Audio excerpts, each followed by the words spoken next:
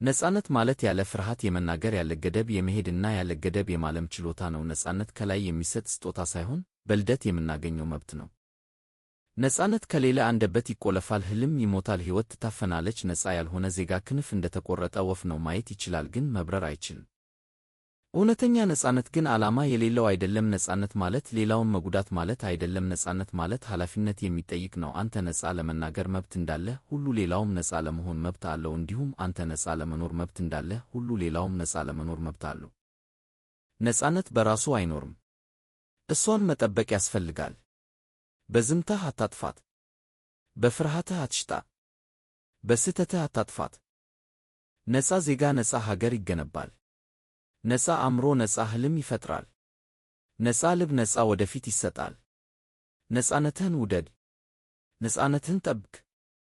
ነጻነትህን ኑር። ነጻነት ትኖር።